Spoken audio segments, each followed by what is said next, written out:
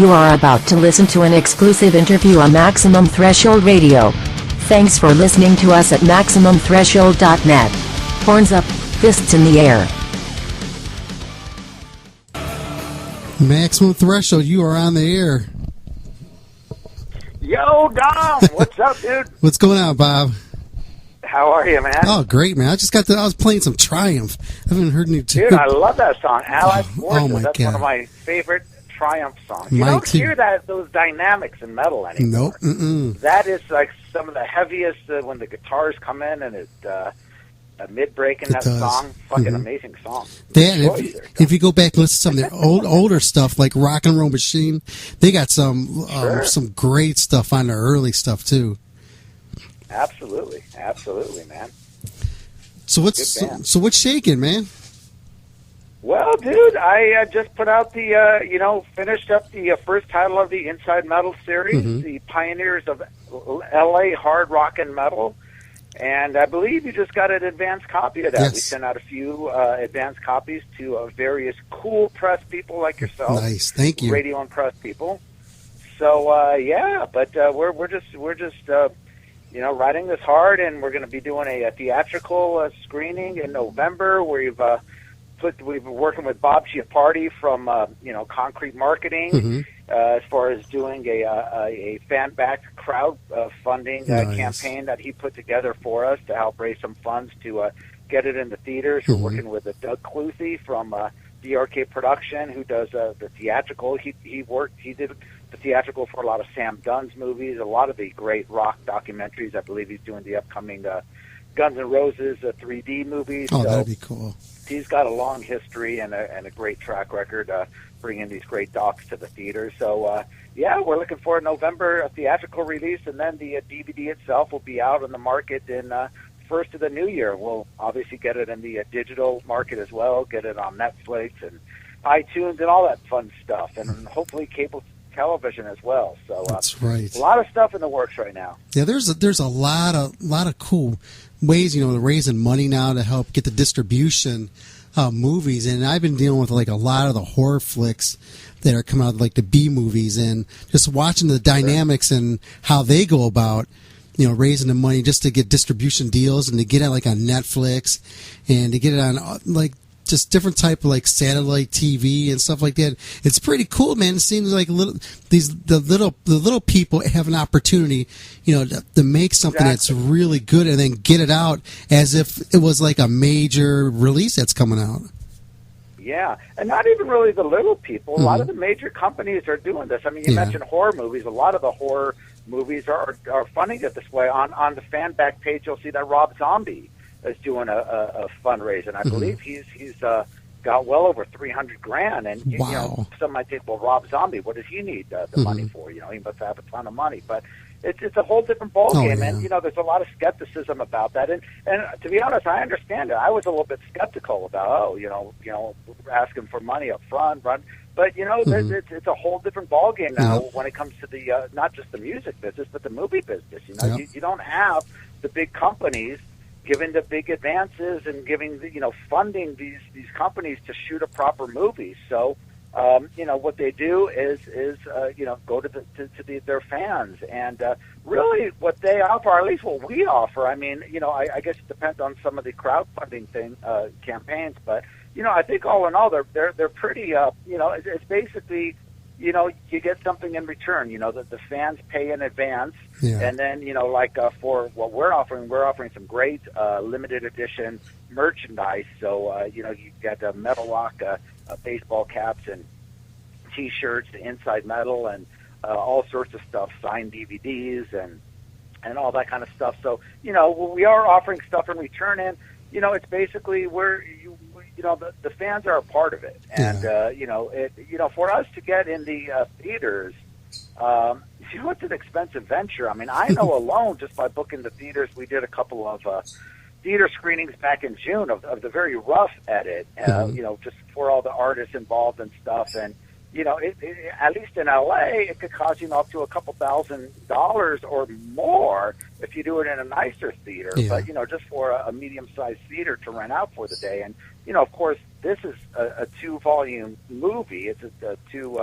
DVD set, which it runs about 3 hours. So, if you're planning on doing 100 cities, that's easily a couple $100,000 it could go up to. So, obviously, the more money we raise, the more cities we'll be able to hit, and the better promotion and marketing we'll be able to do. So all the money that we do raise in our fan back campaign is going to go into the theatrical release and offer it back to the fan to make it special. We want this. We think this movie deserves a big screen release and to be out there and to get it in as many cities as possible. And I'm very confident about this movie, and I think the people out there will love it, and they've already shown that they want to see it. I mean, we've got fans from all over, emailing me left and right. When is the movie coming to my city? So hopefully it'll get there soon. We'll be announcing the theater dates real soon. So, yeah, I remember last year when you were putting the word out there that you want to put this together and stuff, and I was like, yeah, this is going to be really cool, because I know that you have such a strong history in LA metal, and you just go back so far that you have to have been able to compile so much information and just so many contacts and just people saying, hey, this is a great idea, let's do this, man, we're on your side. Yeah, it's been a real fun project for me, and I really got to thank Joe Floyd, the co-producer, who initially really got me involved. He had the Warren Croyle, the executive producer from Metal Rock Films, had the idea to do it, and I had known Joe in the past, and he got me involved. He said, hey, we need a director, and we got together, Joe, myself, and Warren, and had a couple phone conversations, and we all kind of thought the same of how we wanted to approach this. We wanted to make something that gave the LA metal scene legitimacy, because especially in that era before the whole, what they call the hair metal scene became overabundant in the late 80s. And that's why, incidentally, we're kind of stopping this series at 86. Yeah. Because the latter part has been told, and it's not the scene I was totally into or behind. But back in the early 80s and the late 70s in particular, I mean, there was so much integrity on the LA scene. It was about the musicianship. Yeah. It was way more the musicianship over the image, and then it kind of got reversed in the late 80s. But, I mean, the bands were amazing back then, and they were selling out, packing in the Starwood, the Country Club, the Whiskey. I mean, they were doing 2-3 nights at the Starwood and the Whiskey in a row, we're talking, 600-700 people a night. And these are unsigned bands, local bands, and the scene, you haven't seen that on the scene in over 2 decades, that much of a demand for, especially local unsigned rock metal bands playing original music, drawing those kind of numbers, and it's a scene that's been lost, and hopefully it's a little bit of history, and people, especially the younger generation, that I didn't quite grow up in that generation. I was, more, 80 and onward, I started going to the club. So for me, I learned a lot doing this documentary as well. So it's a good history lesson for people. I haven't, I lived in San Diego from like 86 to was it 91. And I got to catch the ending part of all the, the good metal stuff out there and up in L.A. and San Diego. So that was pretty cool. So I actually have a nice touch of, and, I was able to see part of that. And then, coming back to Cleveland here. And, era, that was good stuff, man, because, you think about it in the 80s, mid 80s, you can go into a club and they'd have like amateur night. I'll give you an example of what I did. I was actually in this club, I think it was called Rio's or something like that in San Diego, and I was up there, it was amateur night, and I was up there playing my guitar. I was in the Navy, and I was like, what the hell, I get up there. I thought you were at a strip club. I thought you were out there stripping for it. No, this is just, they had some bands that were playing there, and they said, anybody want to come up here and play? So I got up there and I was playing my guitar, and I was standing there, and this other guy got up there, and he started playing. The guy was shredding. And I got off. I was like, this guy's really damn good. So I walked off the stage, and we like to thank this guy for coming up here, and this guy just blew me away. So it was the kind of things that you would see, just phenomenal people that were out there playing, and it was just how it was out there, man. It was just the musicians were everywhere. Yeah, well, absolutely. I mean, I say that the scene changed in the latter '80s, and it got to more glam, but it was actually kind of a dichotomy of the incredibly talented guitar players, because you remember that was the era of Yngwie Malmsteen in the late '70s. It was the Van Halen era, and then when Yngwie hit and he came over to L.A. and played with Steeler, and then that caught on. You had Racer X and bands like that, who we actually interview in the second installment, which is going to be called the L.A. Metal Scene Explodes. And that'll cover more from like 82 to 86. But that era, you had the real glammy bands, the Poisons, Warrants, and all that. And then you had these incredible guitar shredders. I mean, you had, the Paul Gilbert, you had, Cacophony with Marty Friedman and Jason Becker. That's right, and all these fantastic, guitar shredders. Which also got a bit overabundant as well. But so there was definitely a mix of talent and image and fashion and all that stuff. But even toward that era when you were in LA, what I think really killed the club scene though was really the pay to play during that time, and that allowed a lot of the bands that weren't as good to play these major, which were major clubs at the time, the Roxy, the Whiskey, and so forth. And you could have shitty bands that have money, just buy their way into the clubs. And that, I think, really kind of killed the scene. And that really started around 86 or so. And that's when the scene kind of started, I feel, really started to die down. I mean, it was still huge. If you went out to Sunset Strip, during the late 80s, I mean, it was a monstrous scene, but it was a big glam scene. And, but it was definitely there was definitely a diversity of music, and I think that's what we're trying to express. I mean, people think L.A., the L.A. scene of the '80s, they think glam and hair metal, and that really was predominantly Hollywood. But you get into the Valley, the country club, all that. It was total metal. Orange County had a lot of metal, and that's where the heavier bands, Metallica, Slayer, Dark Angel, High Rats, all those bands were playing the Orange County clubs, the Woodstock, Radio City, Concert Factory. That was kind of their home. And then, of course, you have, the East L.A. clubs where thrash metal thrived. This is prior to when the Bay Area scene hit even. So, L.A. had a very diverse metal market, but everyone thinks, when people hear 80s metal in L.A., everyone thinks the glam scene because that's where the media focused on was Hollywood. Oh, yeah. Oh, I know what I wanted to mention. That guy who was playing on the stage next to me when I was at that club, that was Jakey Lee. No kidding. Well, he's from San Diego, sure. Yeah. So that was pretty cool. Yeah, he came up with the guys in Rat, actually. And a little history for you. Joe Floyd, our co-producer, who's in an amazing band called Warrior. I'm sure you've got the album Fighting for the Earth. I think one of the most underrated L.A. metal debut albums out there. He actually came up with the guys in Rat and Jakey Lee. They were called Mickey Rat when they first came out here, and but yeah, they moved up there around that time, or actually in the early '80s. But after, I think Jakey was just in Mickey Rat, and then Robin Crosby had taken over when it actually became Rat. And we interviewed Stephen Piercy, who's in this first installment talking about the Van Halen stuff, but he gets really into the whole Rat history in the second installment. Yeah, I like when he pops in, because he just tells you just straight up how it was, and he doesn't hold back or anything. Yeah. Well, I think a lot of the artists do that here. It's a very honest approach, and I think the cool thing here is, you see all the other documentaries out there that were great timepieces.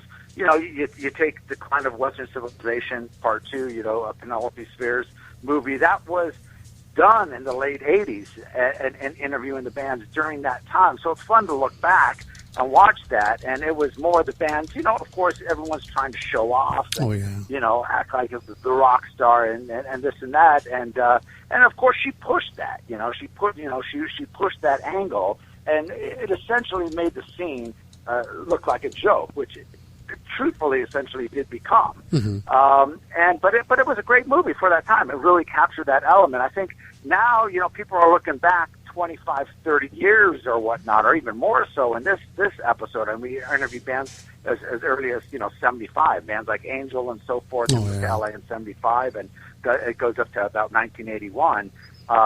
These bands have been around, they've matured, and they're just straight shooters and telling you how the scene really was back then. The music. We didn't want it to be about, of course there is, some talk about the decadence and how crazy it was at the Starwood and all that stuff, but it wasn't about the groupies and about, the imagery and all that. This was really about the music, and the music then, you had to be a fucking great band if you wanted to play a club like the Whiskey or the Roxy. You not only had to be a strong drawing band, but you had to have the talent. So that's what we kind of wanted to capture, and I think that's what's been missing in any of the documentaries or books and whatever you see about the LA scene of the 80s and late 70s. I have a question here from Jeff in our chat room there. He's asking, he goes, ask if you think that a band like Winger's musicianship wasn't fully appreciated because of the hair metal label. I agree with him. Mm-hmm. I mean, you look at some of the musicians there. I mean, the drummer, Rod Morgenstein, he played with the Dregs, with Steve Morris. I mean, I saw him with the Dregs, and he's one of the most phenomenal drummers you could ever imagine. And, granted, he plays great with Winger, but, he doesn't show off, the true talent. And, listen to Red Beat, some of his solo material. It is fantastic. But again, it goes back to the times. And that was, Winger hit in the late 80s. And it was all about the image. Yeah. And it was the labels that were pushing that. I mean, they kind of forced the bands, to do these MTV-style videos. And, they got the producers and the directors and all these people involved. And, that was the era of MTV. And the great thing, which I really love about this title, is this is before the MTV era. This is before the metal, it became trendy. Metal became trendy in the LA scene where labels were signing metal bands left and right.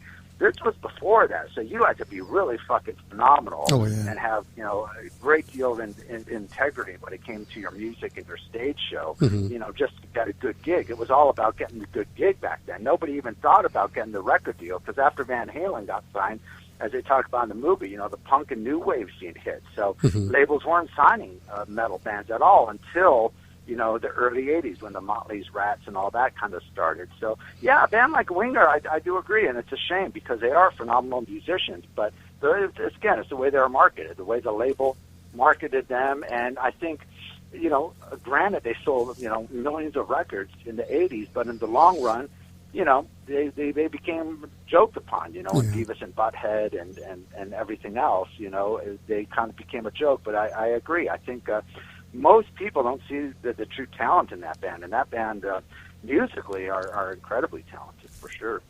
What were the bands like Snow and a la carte and those bands like that when Van Halen got signed? Was there any animosity between them and with Van Halen? Well, yeah, absolutely. I think even more so before Van Halen got signed. I mean, there's actually a great story which I would have loved to include in the movie, but it was just such a long story.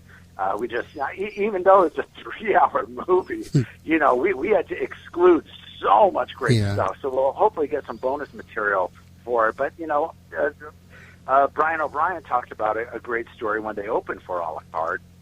And I mean, when a la carte was supposed to open for Van Halen, and I won't get into the whole story, but it's basically, they came in with the attitude, here's our chance to blow away Van Halen. I think Van Halen had just got signed, and so they weren't really caring about, drawing or this and that, and a la carte saying, let's fucking blow them away, because it was, Orange County was a la carte territory. Of course, Pasadena was Van Halen territory, Pasadena and L.A., and this was I think at the, by LAX, and, a la carte planned on going right before Van Halen, and last minute, Van Halen saw all the equipment that they brought in, so Van Halen talked to the promoters, and the promoters go to a la carte and said, hey, by the way, you guys are going on after Van Halen. So Van Halen ended up playing like a 2-hour set, does all these encores and stuff, and then, by the time a la carte goes on, it's like 1 in the morning. And so, there was a lot of that kind of stuff going around. And, everyone, after Van Halen got signed, everyone was hot on the heels of, getting signed. And again, that was when punk and new wave hit. But there was a huge competition, but, it was sort of a friendly competition, but it was a, you had to compete to get the good shows. So it was like, we're going to blow this band away. It was all about, but that's what kept the band so great and so working so hard. You don't have that anymore in the music. Like I said, you could just buy your way onto the bills. Back in that day, if you wanted to get top billing, you had to blow the band away. You had to show that you're better than them. Win their fans over. You could draw those people in there. Just healthy competition. Absolutely. Yeah, that's crazy, man. Just you could just tell when you're watching this movie and you see O'Brien just talking about it, you could just see that he was just still had that pissed off attitude about the stuff that happened back then.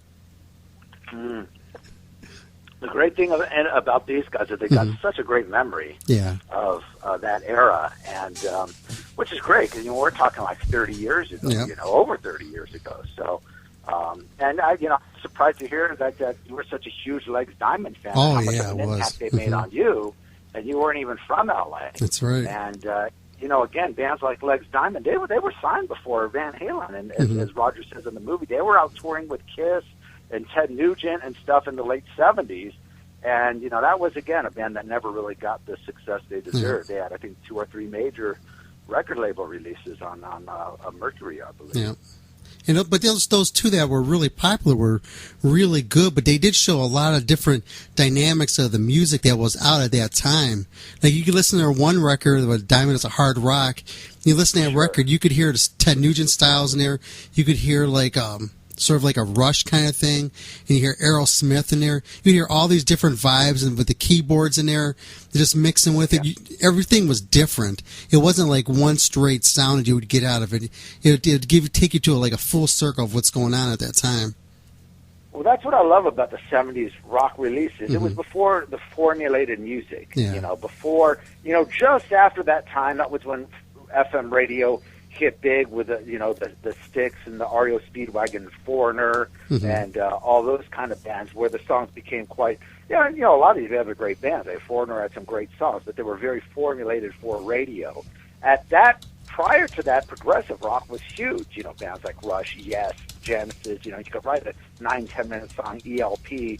So there was a lot of that in the music. I mean, you listen to a lot of the early Angel stuff. There was a lot of that. Then they would mix very kind of poppy kind of stuff with it. So the 70s always had the diversity in the music, which you really miss nowadays. I think what hurt bands like Legs Diamond and a lot of those bands was the production. I mean, you didn't have the strong producers, and they didn't really know how to produce metal back then. I mean, Van Halen got incredibly lucky with Ted Templeman. I mean, Ted Templeman, he produced that first Montrose album, which was fucking amazing. Yeah, it was. And he took that philosophy to Van Halen. If you listen to some of the early Van Halen shows and demos, but particularly some of those old shows, David Lee Roth is all over the fucking place. And there's no comprehension to a lot of the stuff. I mean, the talent is definitely there. You could hear Eddie shredding, but you know that you had somebody like a Ted Templeman come in when they did their record and hone David Lee Roth into a certain, you're going way overboard here. Do the scream here, do it there. And, same with Eddie. And that album, the production, I think that's where a lot of these other bands had the flaws.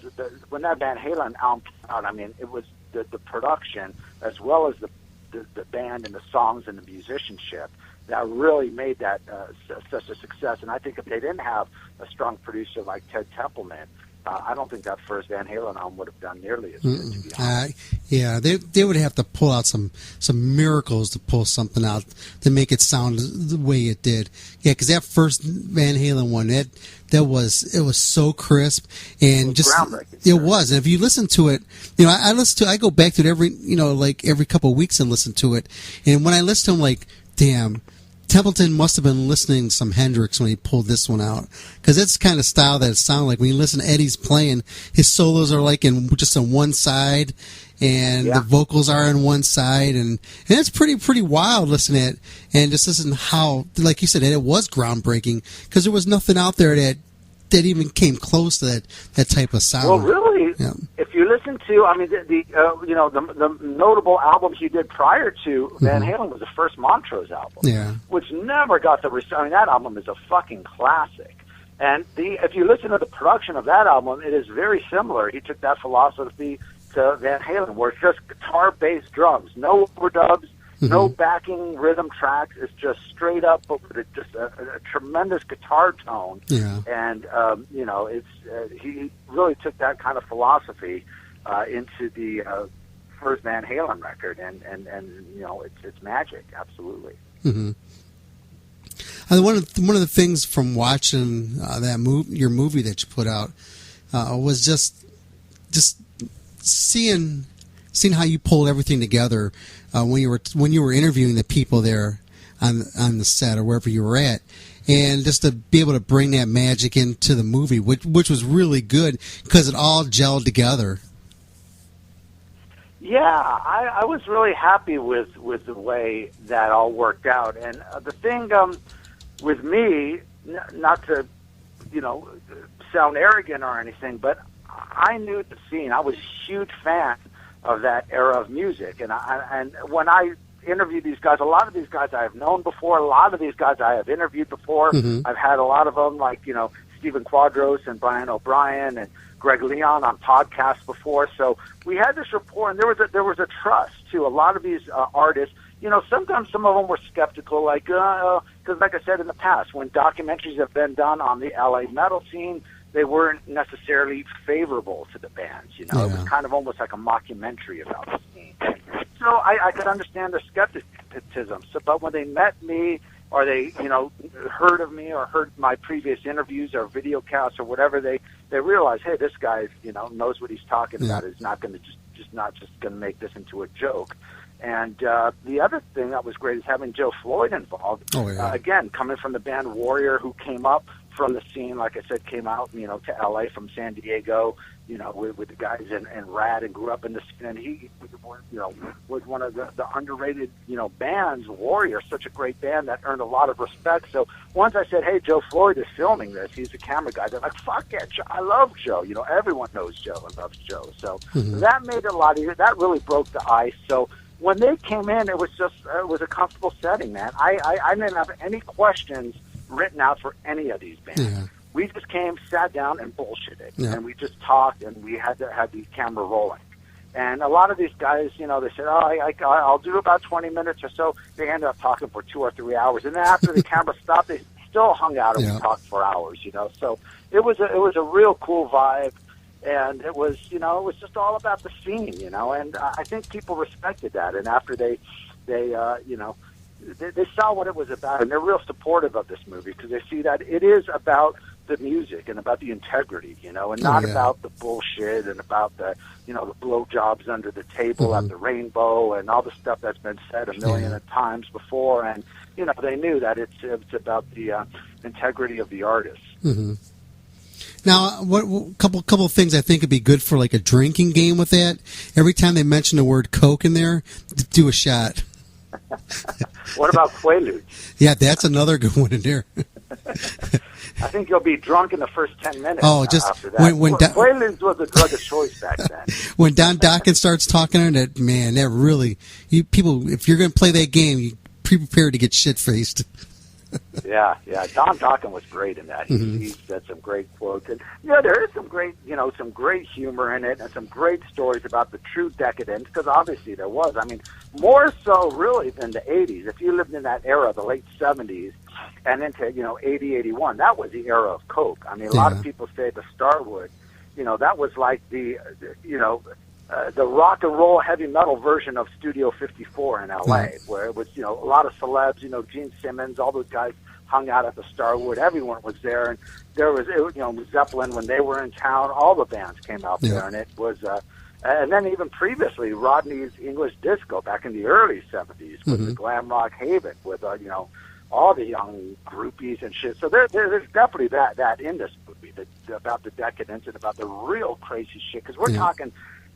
You got the 80s crazy shit, but you got the 70s crazy shit, which is just fucking, it's just like, there's like no rule book, It's just like anything goes kind of thing, It was when the rock gods like Zeppelin ruled LA, and it was like, they were the gods, and it was just, there were no rules back then, so to speak. So there was definitely some crazy decadence, some crazy stories, but again, it all came back to the music, and and that was the bottom line. It was about being as good as you could be, and it was about being the live show and about blowing your competition away and being kings of the LA scene, and I think the movie really portrays that.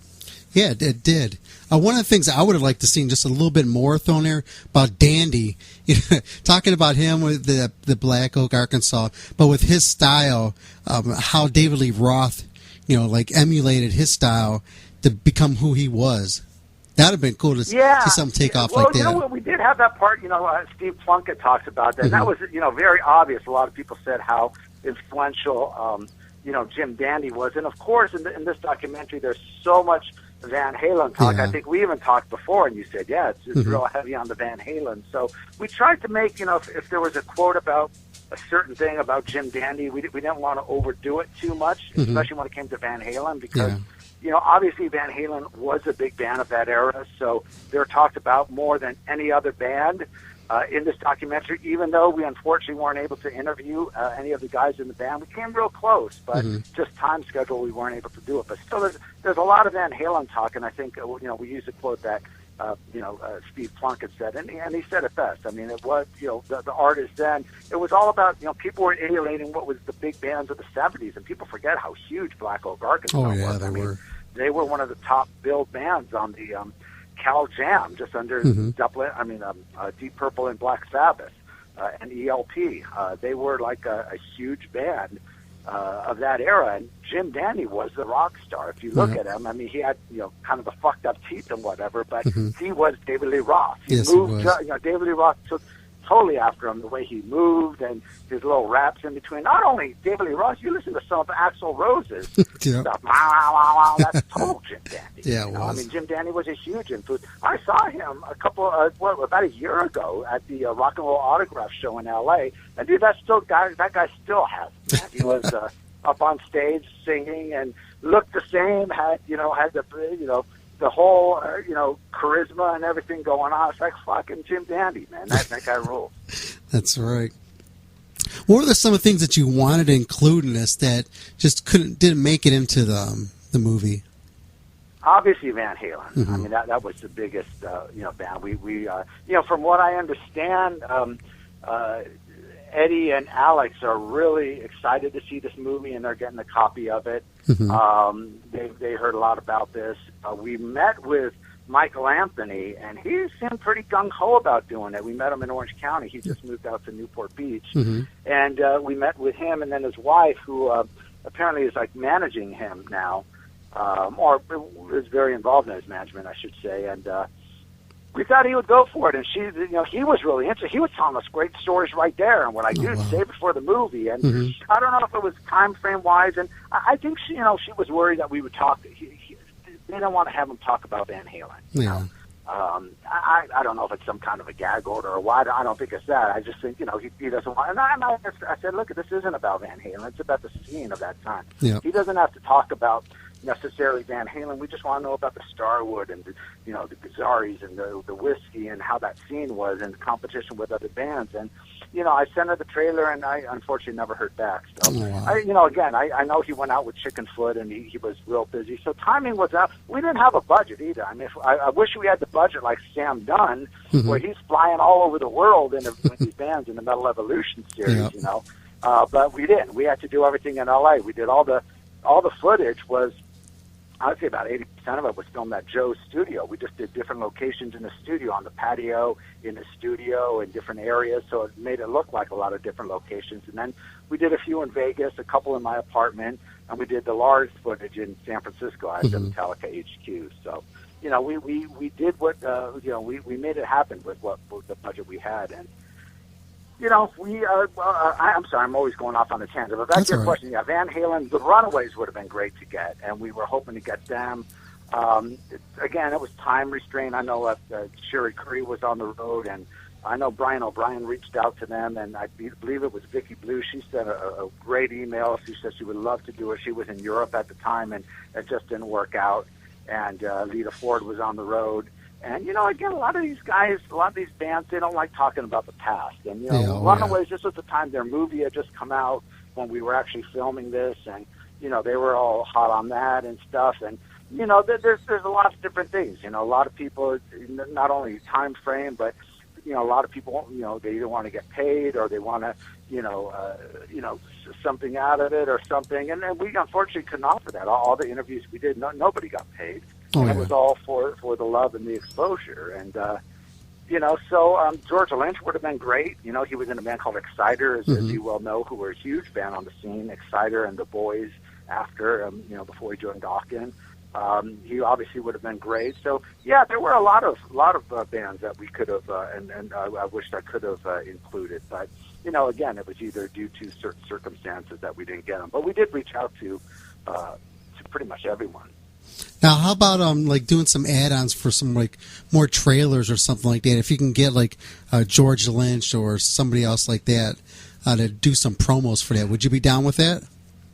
Sure. I mean, if they're up for it. I mean, really, we shot for all three titles. So the second title, as I mentioned, is going to be the LA Metal Scene Explodes, and that'll be the follow-up to this, which will pretty much be from like 82 to 86, when the metal scene in LA really exploded. The label sign, Wasp, Rat, Quiet Riot, Motley Crue, Armored Saint, Black and Blue. We got all those most of those. Motley Crue was a band we didn't get either, and that was we reached out to them as well. And I understand Nicky is really anxious to see this movie as well. He's heard a lot of great stuff about it, and again, just time framing and trying to get them involved. But Nicky was in a band called London, as you well know. Oh, yeah. It would have been great to get him. We were able to get some great audio quotes from Lizzie Gray for the movie. Mm-hmm. And then going back to the third title is going to be The Rise of LA Thrash Metal. Mm-hmm. And that's that'd be good. A great documentary, I feel, because there were so many great thrash bands in LA that really didn't get the respect or notoriety they deserved because the focus again was on the Bay Area. But most of the bands, the thrash originated in LA. I mean, Metallica, obviously, Slayer, Megadeth. There were a lot of great thrash bands and speed metal bands, as they were called back then, throughout the LA area. So you're going to get Caton on that, aren't you? Going to get Caton on there? Oh yeah, of course, Caton's on there. Of course, my man Caton. He's still doing it, man. It's impressive. Caton's awesome. Yeah, he was back in the early days with LA Chaos. Mm-hmm. In fact, I think we have a flyer in this first movie where his band LA Chaos played with Rock's Regime, who were Stryper before Stryper, and Metallica at the Lions Den or the Bruins Den, whatever it was called, in Long Beach. So yeah, Caton goes way back. Yep. And he's still doing it. Yeah, Great guy. Yeah, he does. He definitely is one of those guys that just keep the metal flag going out there. Caton is true metal. Yeah, he absolutely, 100%. And he loves going to Mexico. I know that, playing down there. They're huge in Mexico. Yeah, they are. I mean, that's a great thing. Is a lot of people think, Hyrax, they think L.A. or locally, but he goes to Eastern Europe and he goes to Mexico. He goes to South America, and he's a huge rock star out there. So he definitely works it. Just a couple more things here, Bob. We'll let you get going. But this is a fan-backed project. You want to tell people how they can be part of this? Absolutely. I'm glad you brought that up. And again, I'm going to reiterate this. This is all the proceeds that go into the fan-backed campaign, crowdfunding campaign, will go into the theatrical release. We have several of the theaters booked already. I just spoke with Doug Cluthy yesterday, who I mentioned, DRK Productions. They're doing the theatrical release. And we got Bob Chiappardi, who's like the metal marketing guru. You of course, know him, Concrete Marketing. He did the Foundation's forms back in the late 80s and early 90s. And so he's behind the fan back campaign, and they came together and they said, look, we could make this happen. We could raise the capital to get it in the theaters. And we said, we want to give this movie its proper run. We want to take it to the theaters before it gets out on DVD. I think that's important. And maybe it's a little bit ego too, but I think this deserves a big screen release. Oh, it does. It's a great movie. A lot of people want to see it. And, to make this a reality, we need funding. I mean, it's just the bottom line. We don't have the funding. we weren't expecting the funding.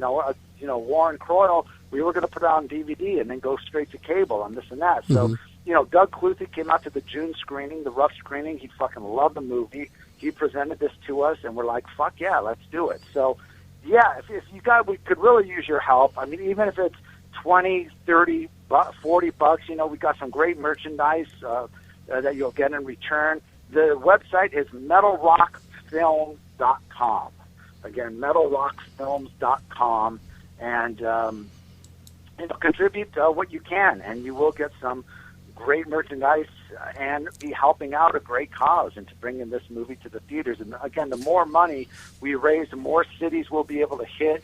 And if we do, the goal is $100,000.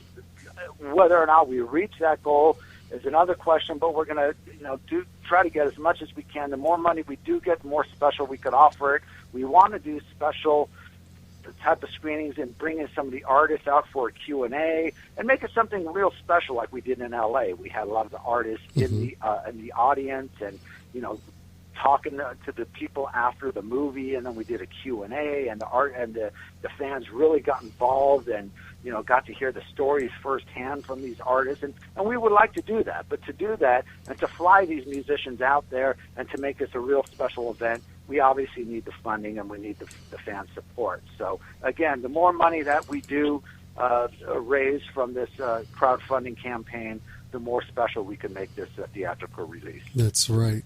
Have you thought about, because there's another organization out there called TUG. Are you familiar with that?